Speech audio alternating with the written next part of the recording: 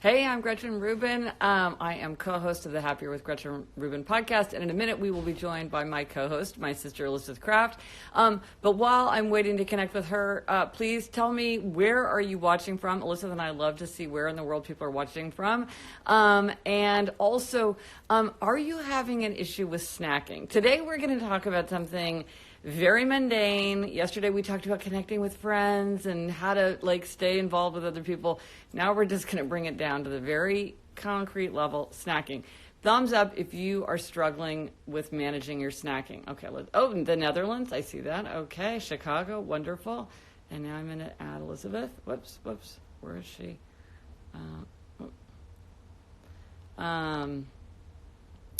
And snacking seems to be something that's on many, many people's minds, and I'm looking for things that people can do to help keep it under control. Here we go.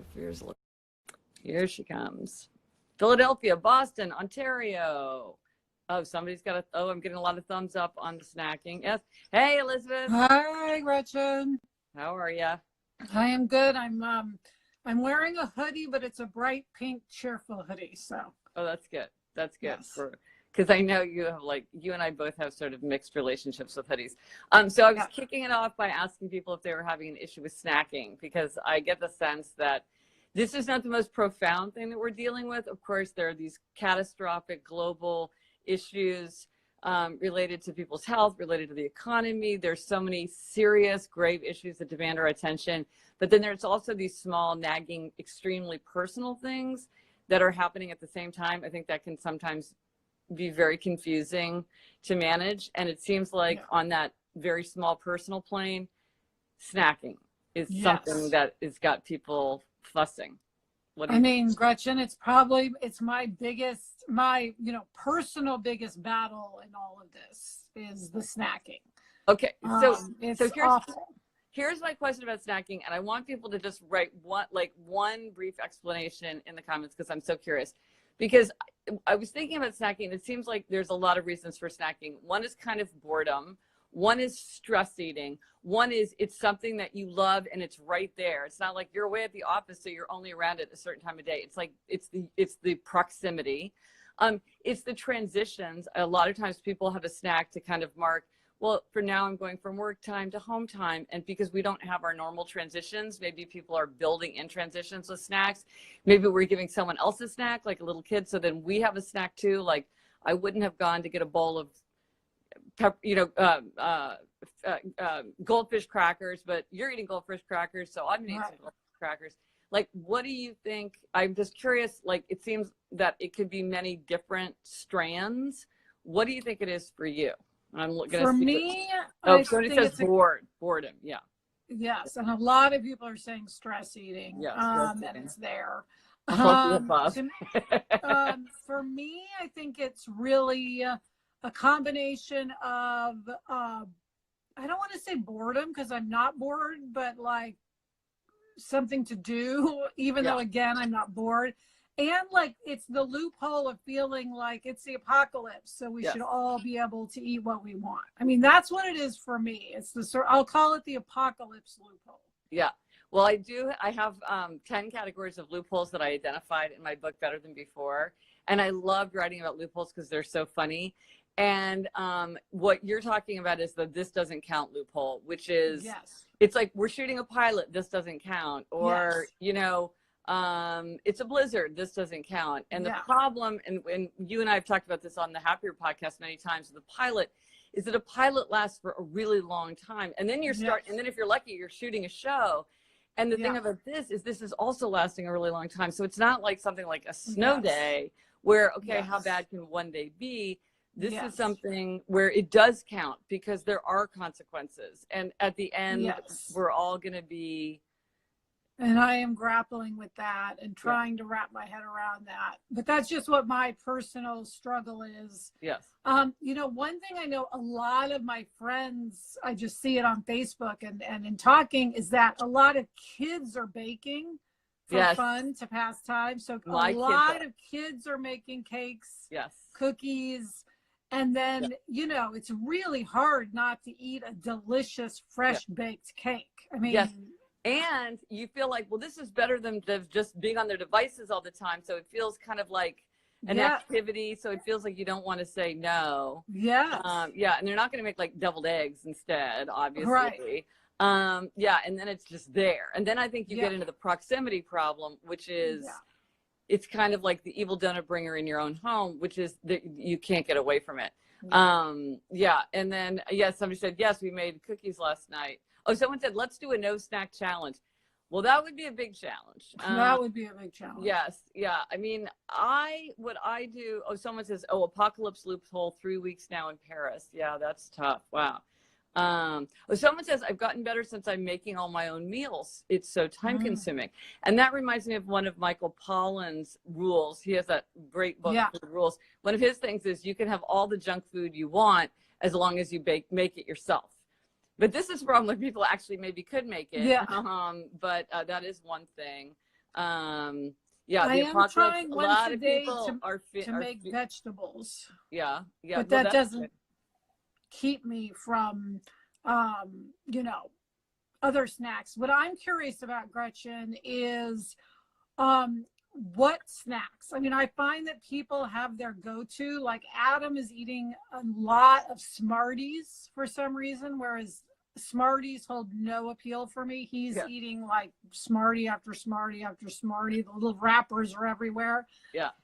My kryptonite right now is tortilla chips and salsa. For some reason, it's like all I want in life is tortilla chips and salsa. It's not something I normally eat that much. Or someone says nuts, corn chips. Yeah. Someone has a good point. Fancy herbal teas fill me up as I constantly crave chocolate. That's smart. Girl Scout cookies. Well, those are irresistible at the best of times. Well, Elizabeth, is there going to become a day when you just run out of tortilla chips? And so, well, I've replenished the supply, but I will say I was at the grocery store yesterday briefly, and I forced myself not to buy more chips. Yeah. So hopefully I will continue down the path of not buying more chips. So yes, that will help that problem as of today. Right. Someone says, can I switch for carrots? That's a very good idea because we happen to have a lot of carrots right now. So I could eat carrots and salsa would be a much better choice. Yeah. Yeah. A lot of people are talking about Easter candy. And I think, that's true. Oh, someone says apples with nut butter and craving cookie dough every night. Keep stalking myself so far and have made a healthy version one day. Yeah, I mean, nuts are an issue. That's probably what I snack on the most is nuts. And I've been doing something lately where like we have packs that are like the single serving, but I just have been reaching into the bag. And I know that I'm reaching into the bag because then I can grab more, but I still feel like it's one handful. Yes.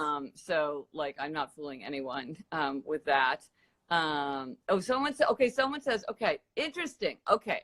Someone says, eat them. We are in the middle of a pandemic, for goodness sake. We need to give ourselves a break. This is really interesting. Because I think there's a tension here. On the one hand, I think we do want to go easy on ourselves and give ourselves a break and show compassion to ourselves and not make a terrible situation worse. Absolutely. At the same time, the day will come when the doors will open and we will go back in some way to our normal life.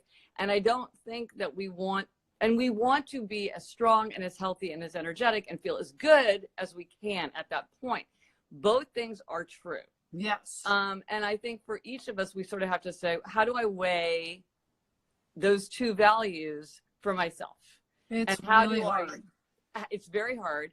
And given the circumstances I'm in, what can I ask of myself? I think for some people, it's like, you know what? You're going to eat goldfish crackers. Like that's just happening and it's the least of your problems. I think for other people, they're sort of like, I'm in a situation where I could kind of clamp down on the goldfish crackers thing or whatever someone's kryptonite might be. Someone's pointing out that overeating will not help the coronavirus, will not cure the coronavirus. No, right. Yes.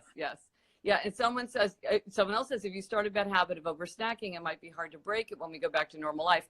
That is a really good point, because the thing about how it always cracks me up when people are like, it takes 21 days to form a habit, or it takes 60 days to form a habit. I'm like, it takes 2 days to form a habit. If it's the habit of getting a donut on your way to work, because on day 3, you're going to be like, what are you talking about? I can't go to work without my donut. I mean, it's easy for things to lock in. So I think, but I think that it's right that we all have to sort of manage it for ourselves. Now, it's interesting, the sweet versus salty. I'm a sweet tooth all the way. Who is sweet? Give me a thumbs up if you're sweet with me.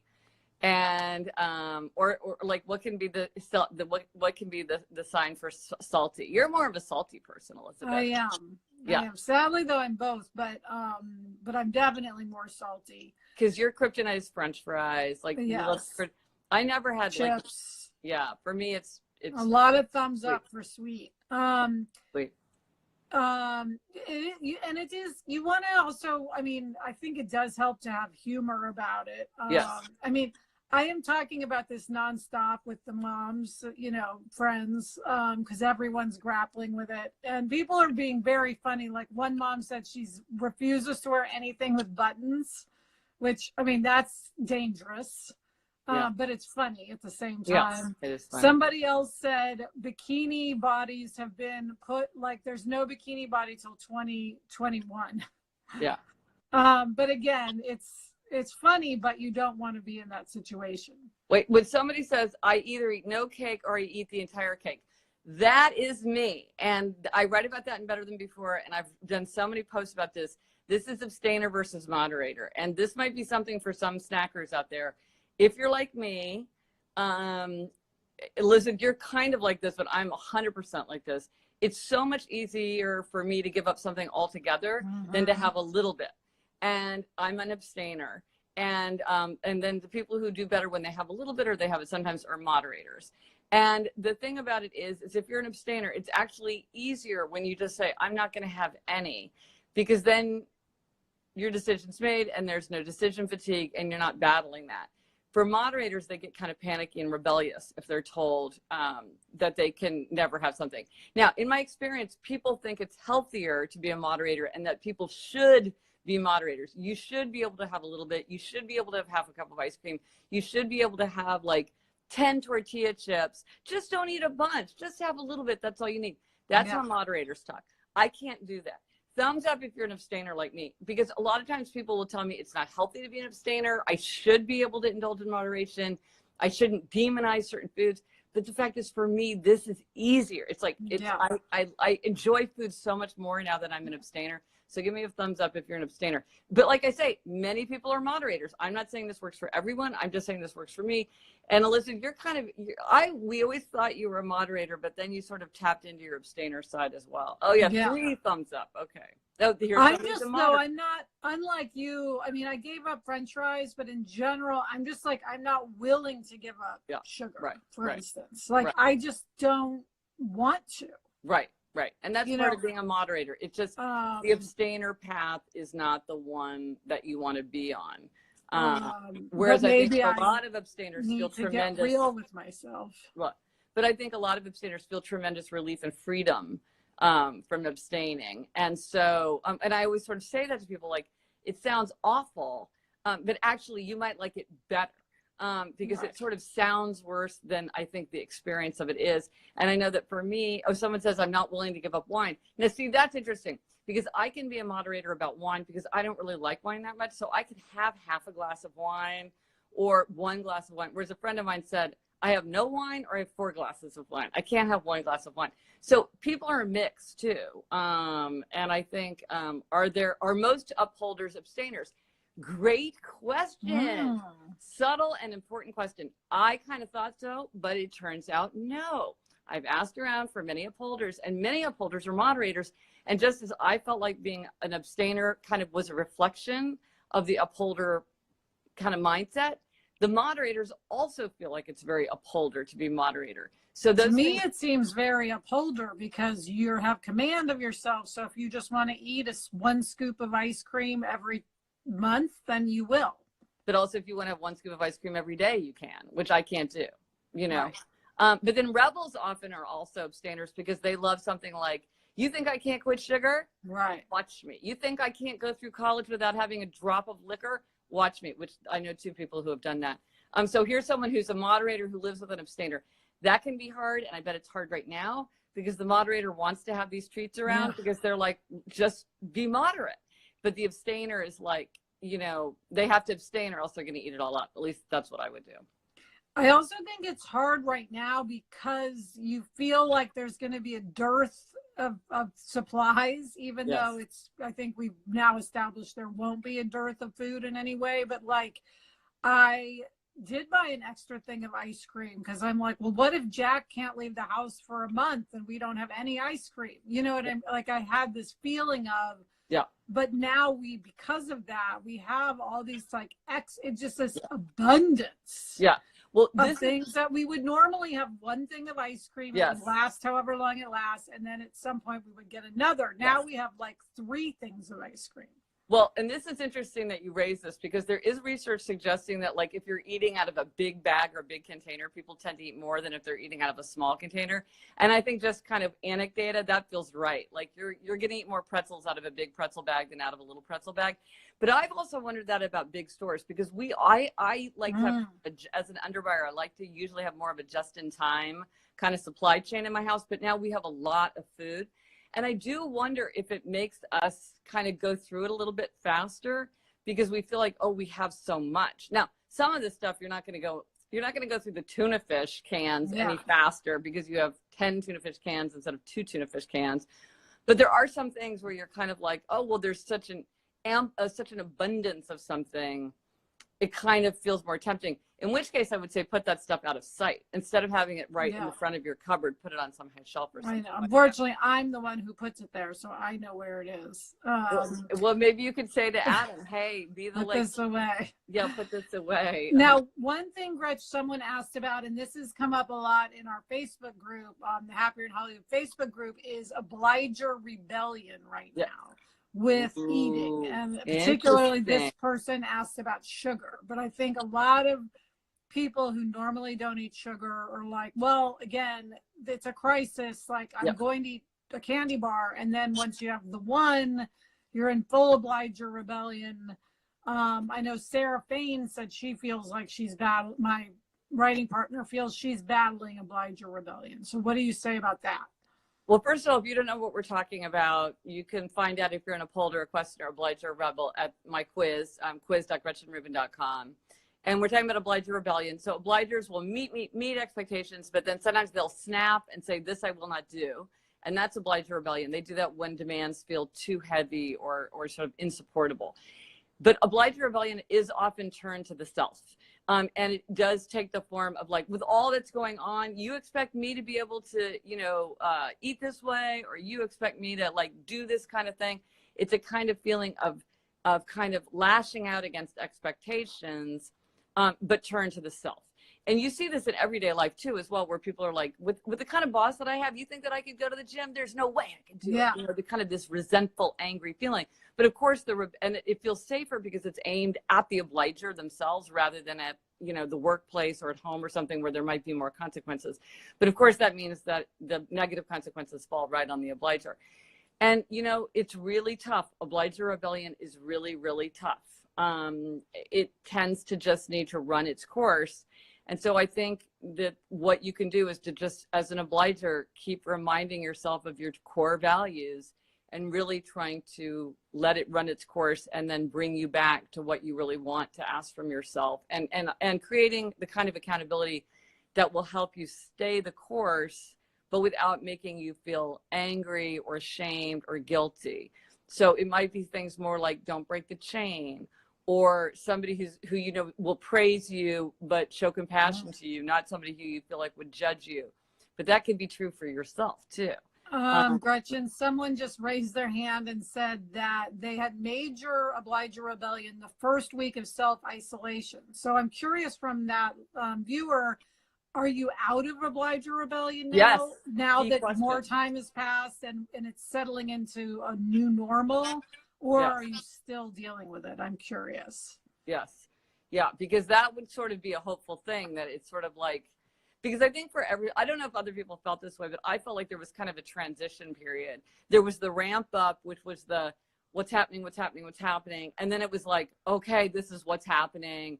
Schools are closing. These are the rules. Everybody's sort of getting settled. And then it was sort of like, at least where you and I were, Elizabeth, where we're at we're safe at home in our parts of the world.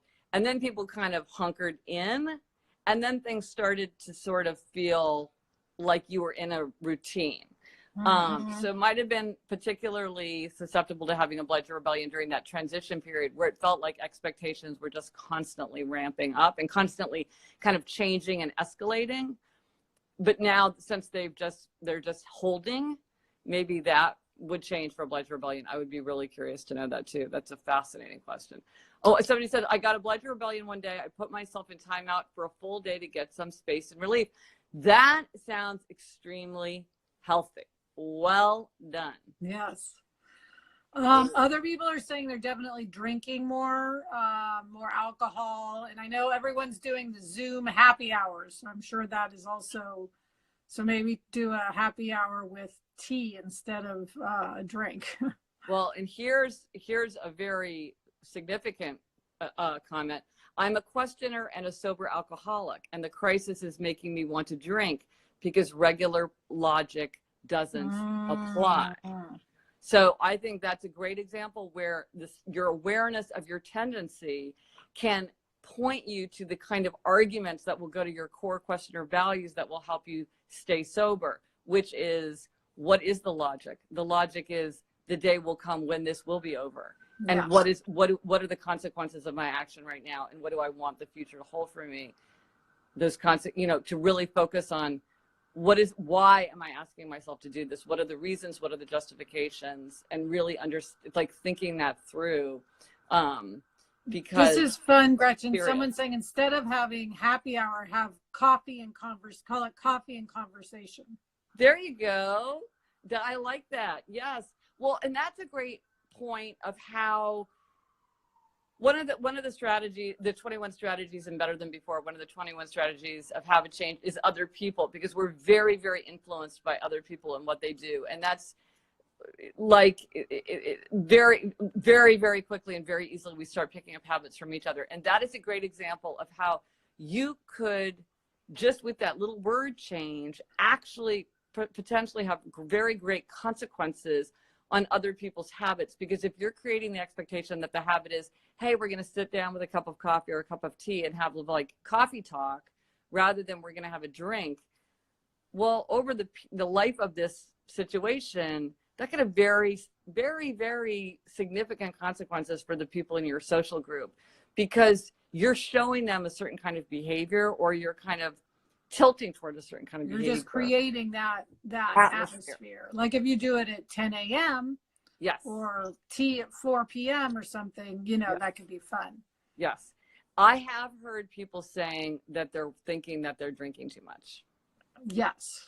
A lot of people. And I think that's just like the snacking.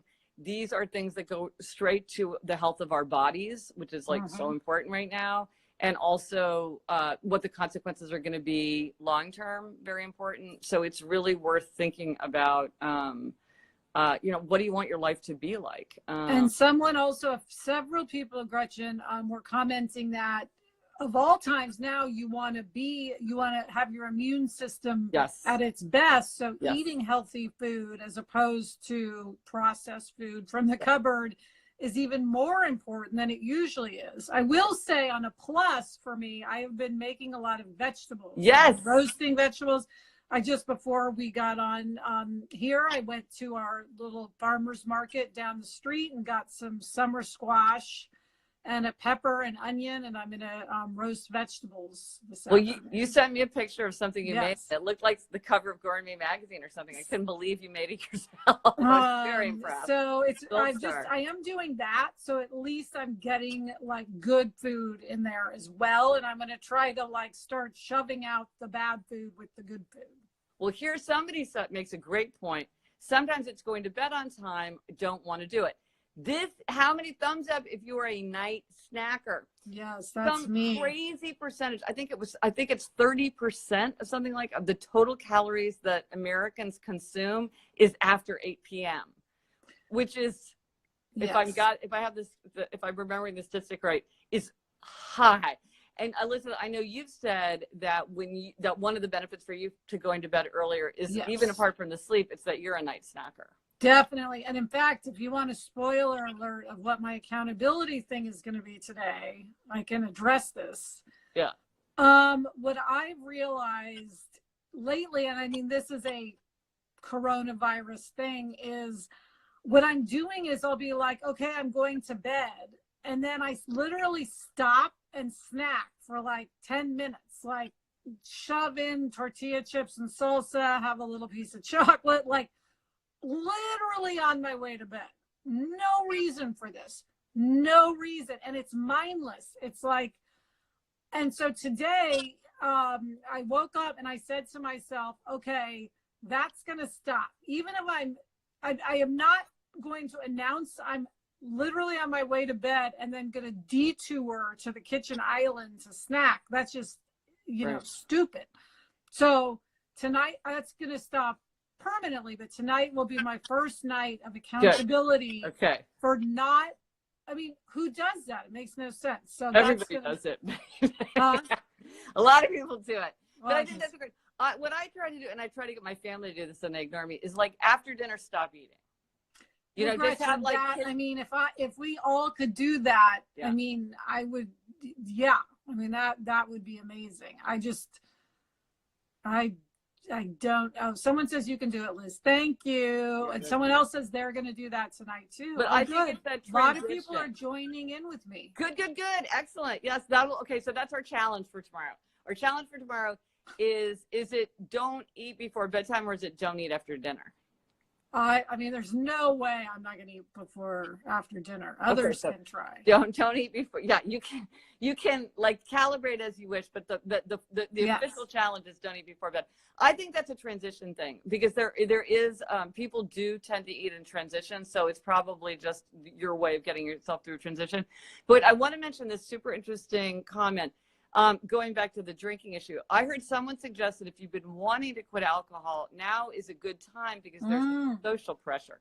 Oh, yeah. That is fascinating, because it is true, and I think this is true for a lot of people's eating habits. Some people's eating habits are worse at home because of the proximity and the snacking and the boredom.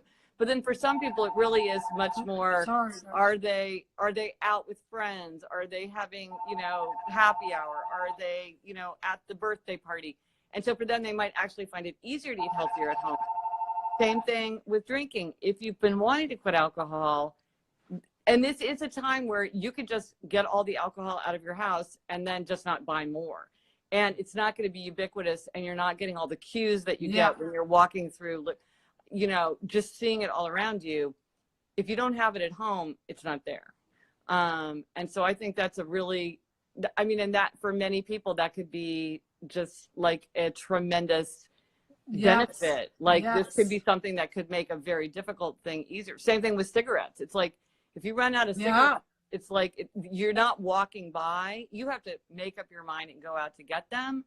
And a lot of times just inconvenience makes it a lot. That's another one of the 21 habit strategies, is inconvenience. If it's inconvenient, or you buy one pack at a time or whatever, it might be a good time to think about those kinds of habits. A lot of people are saying no alcohol April, no snack April. Oh my gosh, that's wow. Gretch, someone's saying, are we expected to do all of these challenges every day? Some of our to use a hair product. You don't need to try a new hair product. That was one of our challenges every day. Yeah. The no snacking before bed is when I am going to make a daily challenge for myself, simply because I must stop snacking right before bed. Somebody pointed out brushing your teeth can help. Brushing and flossing, that's a great idea. The problem, one of the, I think a challenging situation for you, Elizabeth, is like the area in your house where you like hang out and watch TV is like right next to your kitchen. Yeah, Whereas our kitchen, if we wanted to, we could cut it off. We don't, but there are like pocket doors that we could shut. By the way, if you're just joining, it's Gretchen Rubin and Elizabeth Kraft. Yes, and we're the hosts of the Happier podcast, and we're talking about the mundane, but maybe not so trivial challenge of snacking, and what it's like to be safe at home, and how that's affecting snacking and also drinking, because it seems like these are a lot of people are saying brush your teeth. I think that really helps. But to me, it's getting to the brushing of the teeth. But yeah, I mean, I guess if I did that earlier, once I'm back there, and this is the whole go to bed earlier thing, if I go back and brush my teeth, then I'll probably just get into bed. What if you had your toothbrush and toothpaste in your guest bathroom that's closer to your kitchen? Because your bathroom is like literally the like as far from your other side of your house as is possible. What if you had it in the bathroom that's only halfway to the distance? I don't know. I think I'm better off just trying to go to bed earlier and then not do that final snack burst. I'll call it a snack burst on the way. And I love, by the way, Gretchen, so many people are saying that they're going to do this with me. And it's not just me. A lot of people do exactly what I do. So that is, you guys, very helpful to me. Makes me feel more, like buoyed to do it. Someone's saying, can I brush my teeth when Jack brushes his? Well, Jack's been going to bed very late. I don't think that would be that helpful. He's not going to bed at 8. No. No, he is not. Yes. So a lot of people are talking about a cup of tea. Yes. A cup of tea would be good. What I've been doing to help me during the day is I have these a spice blend. It's sort of not exactly a tea, but kind of like a tea, and that's helpful because it's something to have that's healthy. Right. Because I think sometimes you do just want something, and I think that's why I saw people mentioning like sparkling waters or sparkling water drinks. Somehow sparkling water feels like a thing more than just like having a glass of water out of the tap. And sometimes you're just like, I just want a thing. I just want something. You got me hooked on icebreakers, the mints, the sugar-free mints. Yeah. I really like those because when I have that that feeling where you just want something in your mouth, they have a lot of flavor. Well, and to the sparkling water, Gretchen, at the farmer's market this morning, I bought a couple of lemons because I thought, well, maybe for like Zoom happy hours, I'll have sparkling water with lemon, which elevates it instead of wine or something. Yes. No, I think that's right. And a lot of people were suggesting kind of different language that you could use instead of happy hour to like kind of reset the kind of the expectations for what it is. And someone says use a fancy glass for your sparkling water, and I think that's very helpful. I know, like if I drink, like I remember I did that when I was pregnant, drank sparkling water like with lime or lemon out of a wine glass, and then I felt festive. Yeah, well, it's interesting because I keep thinking about Better Than Before, but in Better Than Before, I write about a friend of mine, Maria, who just wanted to drink less. She didn't want to give up drinking, but she felt like she was drinking to a point where it was sort of like, it was just like not good for her. And so what she and her husband did, because they had kind of a nightly ritual of like having a glass of wine together, which was really lovely, is they had like a family special drink that had like, I forget what was in it, but it was like sparkling water and raspberry cordial or whatever they came up with. Fun. And so then it was the same thing of like kind of something special that they shared. It had a little ceremony to it. It wasn't just like walking over and like, pouring cold water from the tap into your plastic cup or something like that. Yes, exactly. I think it makes a big difference. Somebody says SodaStream. I have a friend who just swears by her SodaStream. I'm like, are you on the pay of SodaStream? Because all she does is talk about it. Do a tea ceremony with teapot and teacups. That's fun. That's fun. That's not us, Elizabeth. At least it's not me. I can't speak for you. Yeah. I don't think so, but you never know. Maybe this will be the time that we will all bets are off. Okay, let's do the accountability check-in. So if you, accountability, put in the comments, what is it that you want to be held accountable for? Because we are reading the comments. We are looking over your shoulder. Our eyes are on you to see what you're doing. Give yourself a gold star if you are sticking with whatever it is that you're holding yourself accountable for. What was our challenge? Elizabeth, I can never remember the challenge. Our challenge yesterday, what was our challenge? It was a good challenge. I know. Oh, it was reach out to somebody you haven't reached out to. Yes. So that is, So give double stars if you did yesterday's challenge. I was going to, but it got moved to today. So, but it's on the today, books. huh? But it's on the books. It's on the books. Yes. Good. Oh, someone's working out daily. A food journal, mindfulness with my daughter. That's great. Oh, wow. Look at all these calling, editing my book. This is great. Wow. A lot of people walking 20 each day. Someone reached out. Good for you. Who did you reach out to? Yeah. What? I want to know. Just someone said, yes, I reached out. I'm curious who people reached out to. If it was like a friend or a neighbor or a family member. Yeah. Someone says her husband reached out. Someone said they've been sending cards and postcards to friends and family. That's nice. That's such a nice gesture. Homeschooling. Oh, emailing a distant relative. Oh, this is great. People are doing a lot.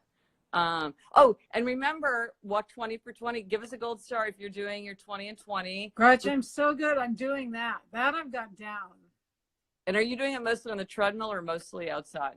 Mostly on the treadmill. Yesterday, Adam and Jack and I took a long walk. It completely wiped us out because our neighborhood is very hilly. It's very hilly. It's like San Francisco style hilly. But yesterday we took a long walk. Usually I've been watching something. It was Tiger King. Now I finished that on the treadmill. Today I'm planning to do treadmill, although it is so beautiful here. It's 73. It is gorgeous. Wow. That's the perfect weather. One thing I did, Gretch, when I went to the farmer's market is I had all my windows and sunroof open. So it was just so great to get like air coming in. Yes. It felt so good. Yeah. No, I mean, I really love that we can go outside as long as we're socially distanced from each other, because I'm going on one or like even 2 walks a day because it's really helping me fight claustrophobia. And I'm making all these phone dates. Like I'm trying to set up a phone date with a friend who lives in London because I realized, wow, I haven't talked to her in so long and I haven't seen her in a while, but why don't we just talk by phone? Because, somebody says 2 or 3 walks a day. Yes, walking every day. But honestly, I'd rather have some alone time. We were talking about that yesterday. The people who are starved for solitude. 2 walks a day too. That is so interesting. Someone says they have snow everywhere in Calgary. That's the thing all over the world. You realize people are in such different situations. But that is interesting that people are taking 2 walks a day, because I felt like that was very kind of strange and idiosyncratic. Maybe it's not so strange and idiosyncratic. No, I think because usually you're outside more than once a day. People want to go outside. Yes. You're running an errand or you're going to a meeting. And I'm lucky, Elizabeth, I always realize when I go visit you, it's like, even when somebody said, Elizabeth always says she goes on a hike, but Gretchen says she goes on a walk. And I'm like, that's because when Elizabeth goes on a hike, she's going like up a mountain. And when I go on a walk, I'm like walking in flat Central Park. So my walks are very easy. They're not so challenging, which in a nice way. Somebody said today I took, Oh, somebody's walking with ankle weights. That's interesting. Mm-hmm. Someone says we're only allowed out once a day. Wow. In the UK, it looks like. Wow. I hear a book sometimes when who's listening more to audiobooks? Thumbs up if you're listening to audiobooks, because I think somebody says in France we're only allowed 1 hour of walking outside per day. That is interesting. I had not heard that about what it's like. It's interesting how the different lockdowns are taking different forms. Many people have said to me, there have been kind of a lot of news reports that New Yorkers are not observing social distancing outside. There have been like some exceptional cases of that, clearly.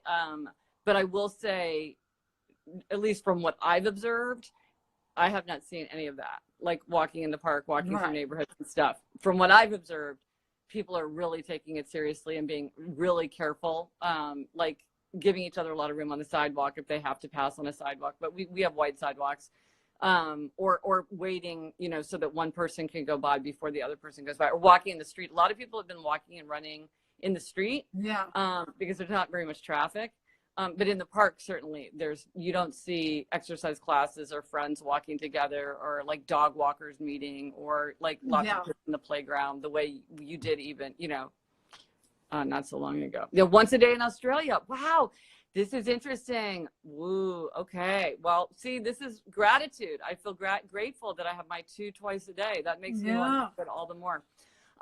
Well, everyone, this was so interesting. Oh my gosh, I can't wait to it's going to be an ongoing discussion, I'm sure, Gretch. We will revisit the topic of snacking. Yes, we will, because it's a little thing, but it's one of the things that's very close. It's very real, part of everyday life. Somebody says it's a happy stumbling block when others don't do social distancing. It happened to me today. Yeah, it is. A lot of anxiety around that as well. A lot of, yes. In fact, can I just tell you one little story before we end? When we were walking yesterday, there was a sign taped to like a pole, and it said, typed out in big letters, it said, "To the women who were walking their dogs yesterday, I apologize for my terrible behavior. It's a tough time and I acted out and it was wrong. I hope when this is over, we can all sit down together." Oh my gosh. So I don't know what happened. Probably it was a social distancing issue, maybe, you know, but anyway, I'm like, wow, this person felt moved to actually put up a sign apologizing. So it both pointed to that people are what I call corona crabby, but also that people are reaching out and connecting, and their higher selves are coming out. So there you have it. Wow. There's the story there. Wow. Okay, well, we will be back tomorrow at 4 p.m. Eastern, 1 p.m. Pacific. If you can't get enough and you want more conversation, I'm going to go live with Katie Couric here on Instagram Live at 5:15 Eastern. So I'm going to be hopping back on pretty soon, but we'll be back here tomorrow. And in the meantime, meet your challenges and let's keep our hands clean and our minds clear. Bye-bye. Bye.